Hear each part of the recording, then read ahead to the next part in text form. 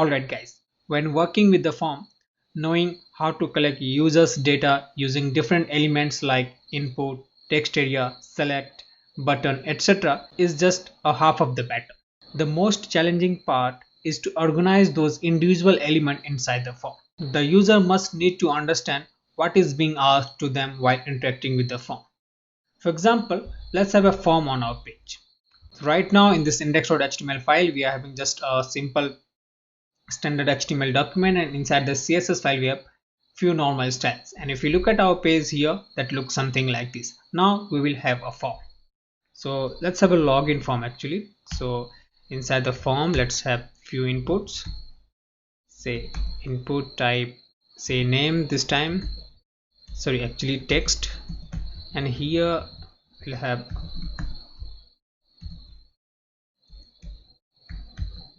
username, and inside the value we don't need anything. The value will be coming from the users, and then we'll have another input for the password. So let's define type, password, name, password, and now let's save our file here. Now let's go to our page here, then give it a refresh. Here we have two input fields. The first field for the username and the second field is for the password. But right now if a user comes on this page, the user will get confused, what is this all about? What do we need to type in the first input field and what do we need to type in the second input field? So user must need to know what is this input field all about, what he or she should be writing inside this input field. So for that purpose, HTML provide different elements. To organize and design a form with better user experience, HTML provides a few extra elements like label, listen, field set, etc.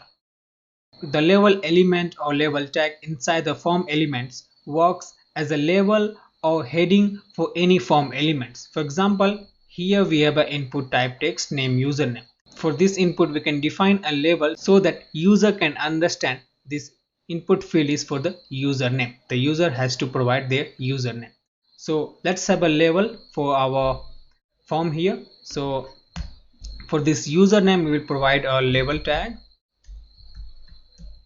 and inside the label tag we will define for the username, let's say username, and similarly for the password we will define another label. Inside this label we will define password. Now save it, then give it a refresh. Now here as we can see that we have username and password label for these two input fields, and now user can easily understand that inside this input field we have to type our username, and inside this input field we have to type the password.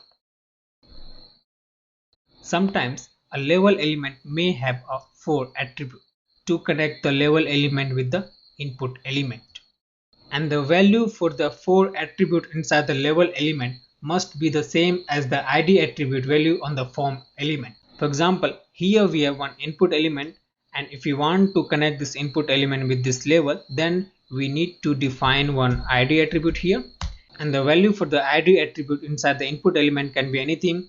For example, here we have a username, let's give the id username, and the same value for this id attribute will be coming inside this for attribute value. Now this label element as well as this input element is connected. So similarly we can also connect this label element with this input element. So let's define one id attribute for this also. Let's say password, and the same value will be coming here. Now save it, then give it a refresh. We won't find any changes, but I'll explain what is happening here. Keeping the same value for the for attribute inside the label element as well as id attribute value inside the input element, tie them together.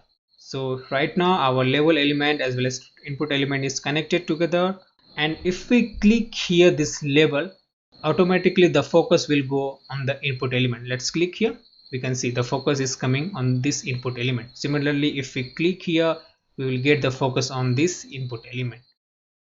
So this is actually happening just because we have tied our label element as well as input element using the same value for the 4 attribute as well as id attribute.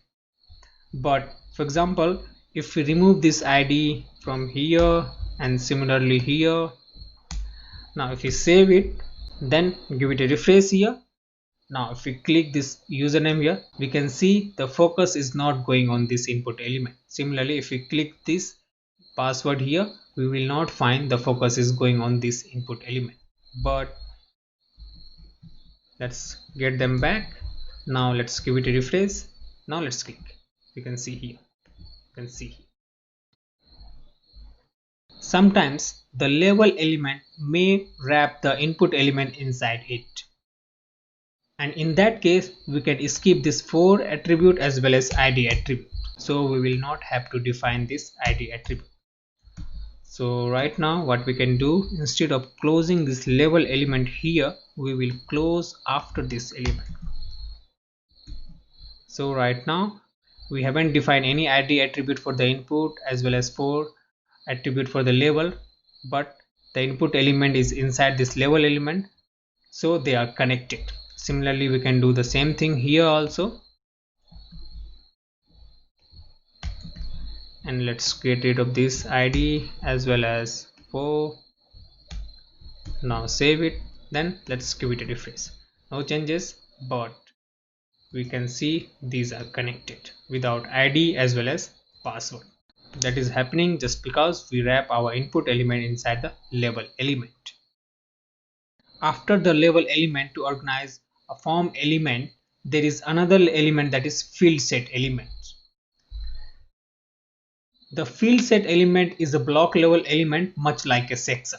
It allows us to group the different form controls and label into organized sections. As we can see here, all of these label input has been wrapped inside the field set. The field set is working as a section to organize these label as well as sections. So let's have a field set inside our form.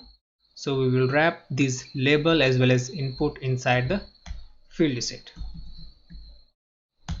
So here. Now save it. Let's have a refresh here. Here we have our field set, and by default the field set element comes with a border outline that can be modified using CSS also, so we don't have to worry much. But this border outline is showing that this label as well as input field is organized inside a field set section, which is a block level element. We can also have a heading or legend inside a form, and to create a legend or heading inside a form, the legend elements is used. The legend element is used to provide a caption or heading to a form. For example, here we have a form, and inside this form this legend is being used to provide the heading for this form. So let's have a legend also inside our form. So legend tag, and inside the legend tag we can give our heading. Say we have a login form, we can say login. Now save it, then let's give it a refresh. Here we have that heading. So these are the three different elements which are used to organize the form. We have label elements which are used to provide some label for the input field so that the user can easily identify what he or she has to type inside the input field. And after that we have field set. Field set is used to organize all those label input inside a organized section. And by default the field set element comes with a border outline. And after that we have a legend element inside the form element, which is being used for heading purposes or caption, or we can say legend.